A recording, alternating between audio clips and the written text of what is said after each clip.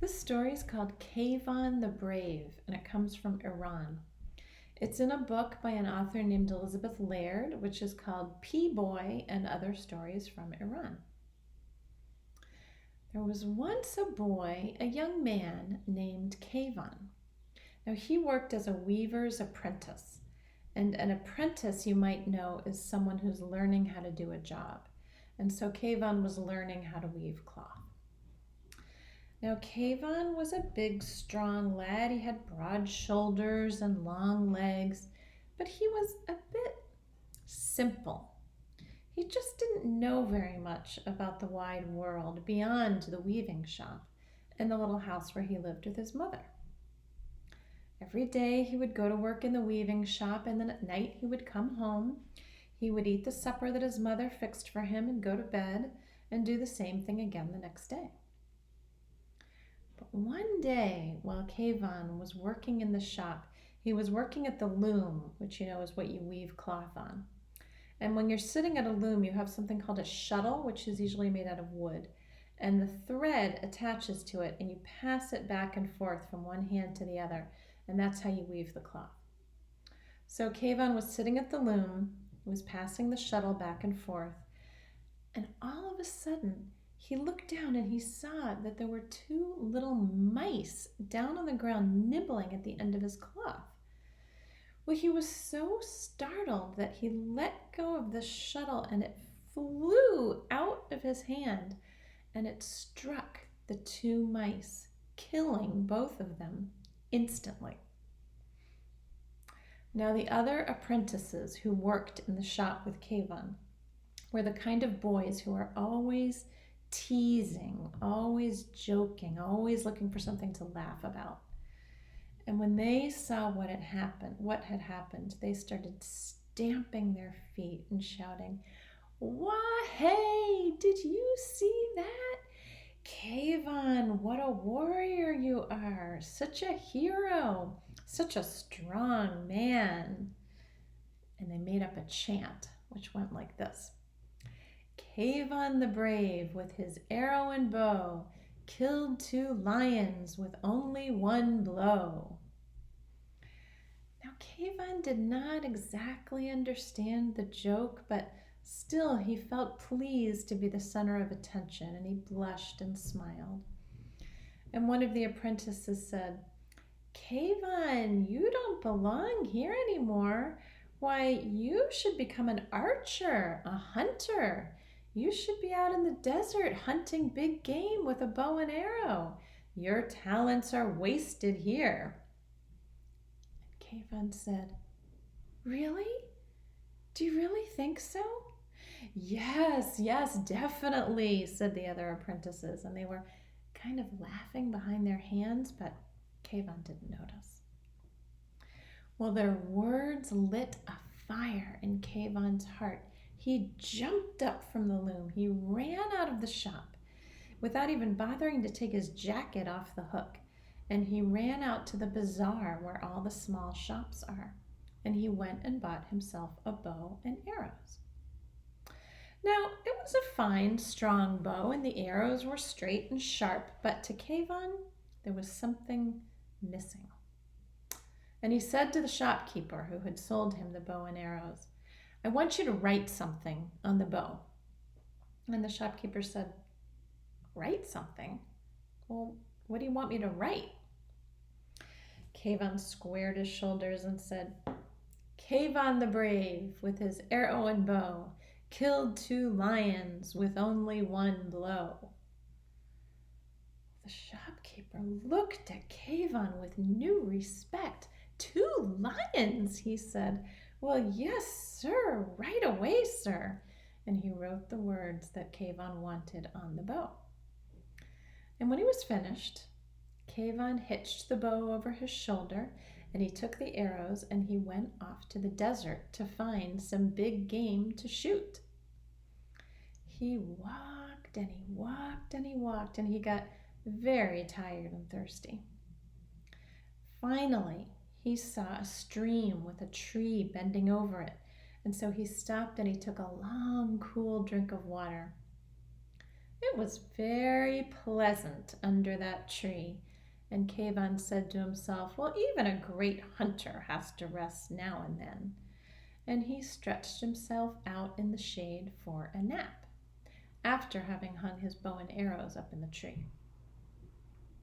Now, while Kayvan was sleeping, a captain in the Shah's army happened to come riding by on his horse. Now, the Shah is the leader of the country, kind of like a king. And so this was the captain of his army. Now, he stopped when he saw Kayvan lying there, and he said to himself, what's a fine, strong-looking young man like that doing out here all by himself? And what's that written on his bow?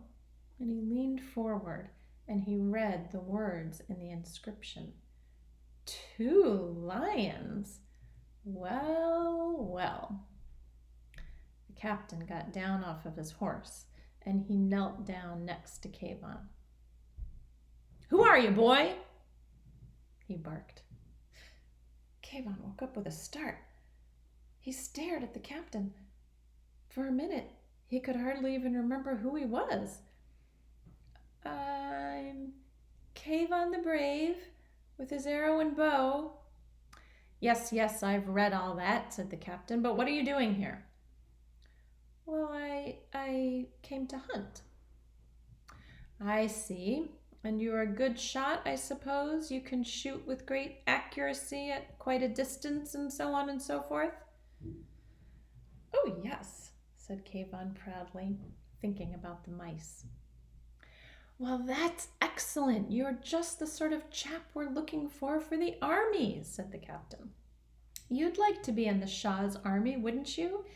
Fighting for your country, honor and glory, victory or death, and all that sort of thing. Fight? Said Kayvan. Is there a war?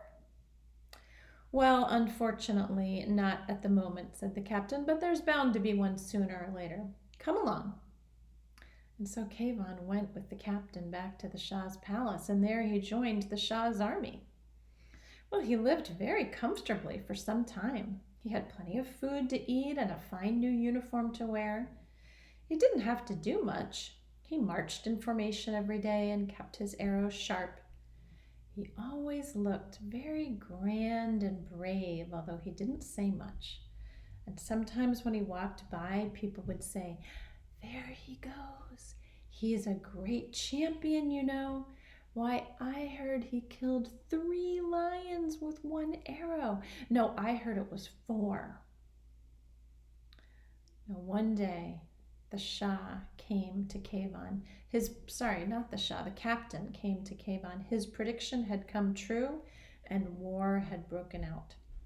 And he said, now, my boy, it's the chance you've been waiting for. I'm sure you've been champing at the bit. It's time to show us all what you're made of. It's time to go into battle. Battle? Said Kayvan. Yes, why the grooms are preparing a war horse for you now. Go on, it's time. Well, Kayvan made his way to the stables, and when he saw the war horse that the grooms had prepared for him, he almost fainted. That horse was huge, and Kayvan had never even been on a horse before. I'll never stay on that thing, he said to himself. And to the grooms he said, fellows, do me a favor and tie my feet together under the horse's belly. Of course, sir, they said, whatever you want. And to each other they whispered, he's got some marvelous trick up his sleeve, just you wait and see. Well, once Kayvan was in the saddle, they heard the sound of the enemy's trumpets in the distance.